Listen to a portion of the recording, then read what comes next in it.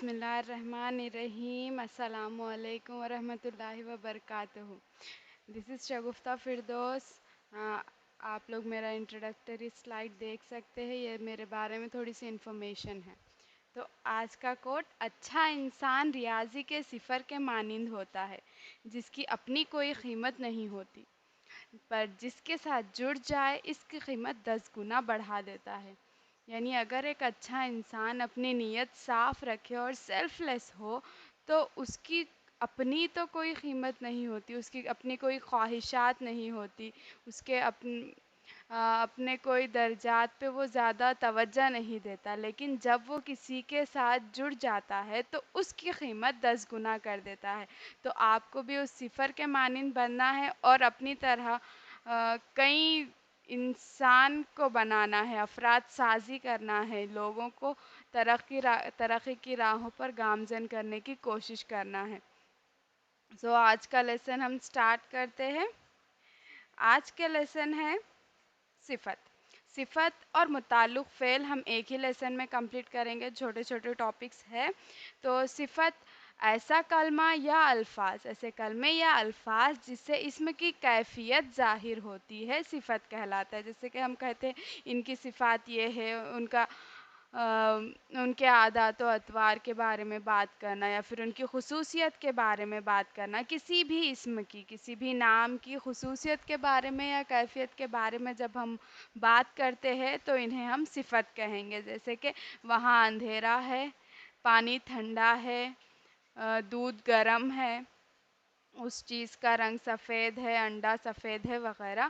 تو کسی بھی اسم کی یا پھر نام کی یا پھر کسی بھی شے کی اگر آپ صفت بیان کر رہے ہیں، اس کی خصوصیات بیان کر رہے ہیں یا پھر اس کا اچھا نہ ہونا ظاہر کر رہے ہیں تو ہم اسے صفت کہیں گے. تو صفت کے 5 اقسام ہیں. پہلا صفت ذاتی، صفت نسبتی، صفت عددی، صفت مقداری اور صفت ضمیری. تو نام سے بھی آپ یہ اندازہ لگا سکتے ہیں کہ صفت ذاتی کسے کہا جائے گا، صفت نسبتی کسے کہا جائے گا اور عددی، مقداری وغیرہ. تو صفت ذاتی، پہلے یہاں پہ 2 پوائنٹس یاد کرنے کے ہو گئے ہیں کہ صفت کسے کہا جاتا ہے. اگر کسی بھی جملے میں خط کشیدہ لفظ کا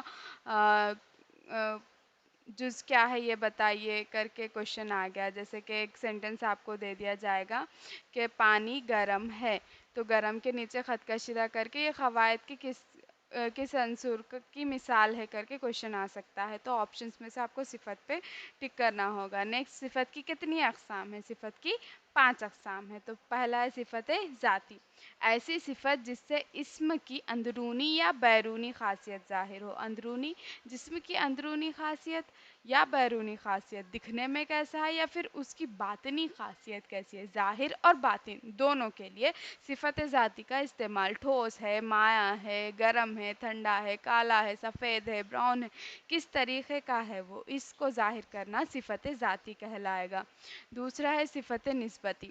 صفت نسبتی سے مراد ایسی صفت جس سے کسی کی نسبت، لگاؤ یا اس کا جڑنا ظاہر ہوتا ہے. جیسے کسی جگہ سے، کسی لینگویج سے، کسی لباس سے، کشمیری شالز وغیرہ، ہندوستانی آدمی، ایرانی کرنسی، ان سب میں نسبت ظاہر کی جاتی ہے. جگہ کی نسبت یا لینگویج کی نسبت، ہندی وغیرہ.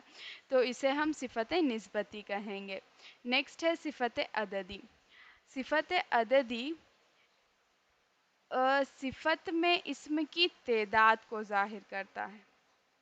اسم کی تعداد کتنی ہے، وہ کالے ہے تو وہ کتنے کالے ہیں، وہ 2 کالے ہیں. نمبر، عدد، تو اسے صفت عددی کہا جائے گا. یہاں 4 مینار ہے، 4 پرٹیکولرلی 4، تو وہ صفت عددی ہے. اس کے بعد ہے صفت مقداری. صفت مقدار میں یہاں عدد کے بجائے ہم لفظ استعمال کرتے ہیں، 1 مرتبہ، 2 مرتبہ یا پھر کچھ ہلکا، جیسے تیز ہونا، آہستہ ہونا. تو اسم کی مقدار کو ظاہر کرنے والی صفت کو ہم صفت مقداری کہیں گے. اس نے کچھ گرم پانی دیا، وہاں پر اندازہ ہے، یہاں پہ پرٹیکولر ایک نمبر یا پرٹیکولر کچھ بھی نہیں دیا گیا ہے. کچھ 1.5-1.5 کلو ہوں گے، تخمینہ لگایا جاتا ہے، صرف مقداری. اسے صفت مقداری کہا جائے گا. اس کا رنگ ہلکا ہے، اس کا رنگ ڈارک ہے وغیرہ، اس کو ہم صفت مقداری کے زمرے میں رکھیں گے. اس کے بعد ہے صفت ضمیری. صفت ضمیری وہ صفت جو ضمیر کی صورت میں ہو. صفت وہ ہو گئی جو اسم کی خاصیت بتاتی ہے، ضمیر وہ ہو گیا جو اشارتاً استعمال ہوتا ہے. وہ ویسا ہے، اس نے ایسا کہا تھا. اس طریقے کی صفت کو ہم صفت ضمیری کہیں گے. تو اس طرح یہ صفت کی 5 قسمیں ہیں: صفت ذاتی، صفت نسبتی، صفت عددی، صفت مقداری اور صفت ضمیری. اس کے بعد ہے متعلق فعل. وہ الفاظ جو فعل کی مختلف کیفیتوں کو بتائے. یہاں پہ جب ہم اسم اور صفت کی بات کر رہے تھے تو اسم ایک نام ہے اور صفت اس کی خصوصیت کو بتا رہا تھا، اس کی کیفیت کو بتا رہا تھا.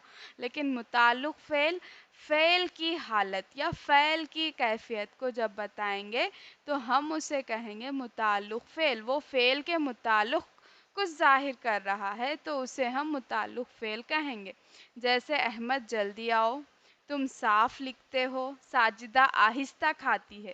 یہاں پہ متعلق فعل، اس کو ہم ایڈورب بھی کہتے ہیں، صفت کو ایڈجیکٹیو کہتے ہیں. تو ایڈورب اور ایڈجیکٹیو میں فرق ہے. ایڈجیکٹیو نون اسم کے لیے استعمال ہوتا ہے، ایڈورب یا متعلق فعل فعل ورب کے لیے استعمال ہوتا ہے، فعل کی کیفیت کو ظاہر کرتا ہے. جیسے احمد جلدی آؤ، یہاں پر احمد کے بارے میں نہیں، آنے کے بارے میں، آنے، آؤ، جلدی آؤ پر غور کیا گیا ہے. تم صاف لکھتے ہو، یہاں پر کسی کی خاصیت نہیں، کام کس طریقے سے کیا جا رہا ہے اسے ظاہر کرتے ہیں. اسے کہیں گے ہم متعلق فعل. تو متعلق فعل کی اقسام تو نہیں دیے گئے لیکن اس میں کئی صورتیں پائی جاتی ہیں. زمانہ یا وقت کے لیے، اب، جب، کب، آج، کل، پرسوں. تو یہ زمانے یا وقت کے لیے اس طریقے سے متعلق فعل استعمال کی جائیں گی. مکان یا جگہ کے لیے، یہاں آ جاؤ، وہاں چلے جاؤ، جہاں کہا تھا، آگے پیچھے، اندر آ جائیے، باہر چلے جائیے وغیرہ. طور طریقے کے لیے، یوں ہی کہہ رہے تھے، جو آپ نے بتایا، کیوں کہا تھا آپ نے، ٹھیک سے بتائیے، دھیرے سے چلیے، لگاتار چلیے، تقریباً اتنا مجموعہ ہوا ہے، اتنا بل ہوا ہے، تخمینہ لگایا گیا. اس طریقے کے لفظ بھی متعلق فعل ہی کہلائیں گے. جیسے پھر تعداد کے لیے، ایک بار، اکثر، دو دو، اتنا، کتنا ہوا تھا، جتنا کہا تھا وغیرہ. اس کے بعد ایجاب و انکار کے لیے متعلق فعل، ہاں میں نے کہا تھا، جی ہاں، نہیں، شاید، غالباً، ہو سکتا ہے. اس طریقے کے الفاظ ایجاب و انکار کے لیے بھی استعمال کیے جاتے ہیں. سبب و علت کے لیے، یعنی کسی چیز کا ریزن دینے کے لیے، جیسے اس لیے، اس طرح سے یہ ہوا تھا، لہٰذا ہم یہ کریں گے. تو سبب یا علت کے لیے بھی ہم متعلق فعل کا استعمال کرتے ہیں. اس کے بعد ہے مرکب متعلق فعل، یعنی دو متعلق فعلوں کو ملا کر ایک مرکب، کامپاؤنڈ ایڈورب بول سکتے ہیں انہیں. اس میں دو دو ورڈز پائے جائیں گے، ادھر ادھر، کہیں نہ کہیں، آگے آگے، پیچھے پیچھے، کچھ کچھ وغیرہ. تو اس طریقے سے اس سے ہم متعلق فعل کی صورتیں بھی کہیں گے اور ان جگہوں پر ہم متعلق فعل کے استعمالات بھی انہیں کہہ سکتے ہیں. زمانے وقت کے لیے بھی متعلق فعل استعمال کیا جاتا ہے، مکان یا جگہ کے لیے، طور طریقے کے لیے، تعداد بتانے کے لیے، ایجاب و انکار کے لیے، سبب و علت کے لیے. اور متعلق فعل کا اور ایک اسپیکٹ ہے مرکب متعلق فعل، جس میں دو متعلق فعل کو ملا کر ایک ساتھ استعمال کرتے ہیں. اس طرح لیکچرز میں آپ نے غور کیا ہوگا تو میں نے اسم، ضمیر، صفت، فعل اور متعلق فعل کے بارے میں جانکاری دی ہے. تو یہ سارے 5 ٹاپکس، جن کے سب ٹاپکس میں نے ذیلی عنوان بھی میں نے کمپلیٹ کیے ہیں، وہ سارے مستقل کلمے کے زمرے میں آتے ہیں. تو کلمہ کسے کہیں گے؟ کلمہ زبان سے نکلنے والی آوازیں، جو الفاظ ہیں انہیں ہم کلمہ کہتے ہیں. تو جو بھی ہم زبان سے کہیں، اس کا مقصد یا پھر اس کی ضرورت یہ تو نہیں کہ وہ صرف بامعنی الفاظ ہو، وہ بے معنی بھی ہو سکتے ہیں، بامعنی بھی ہو سکتے ہیں۔ تو اگر وہ معنی دار الفاظ ہے، بامعنی الفاظ ہے، تو مستقل کلمہ کہلائیں گے، جس کی بحث، جس کے بارے میں ڈسکشن ہم نے پورے کلاسز میں اب تک کیا ہے، اسم، ضمیر، صفت، فعل اور متعلق فعل۔ لیکن اگر ان کا معنی نہ ہو اور وہ بے معنی الفاظ ہو، کسی سے مل کر ہی اپنا معنی دیتے ہو، تو انہیں ہم غیر مستقل کلمہ یا مہمل کہتے ہیں۔ ان کے بارے میں نیکسٹ کلاس میں گفتگو کی جائے گی، جو ہے حرف ربط، حرف عطف، حرف تخصیص اور حرف فجائیہ۔ تو اب تک کے کلاس میں آپ کا مستقل کلمے کا پورا ٹاپک ختم ہو چکا ہے، تو پلیز سارے لیکچرز دیکھیے اور ان کے بارے میں معلومات حاصل کیجیے۔ Keep learning, keep sharing. Thank you so much. جزاک اللہ خیر۔ خدا حافظ۔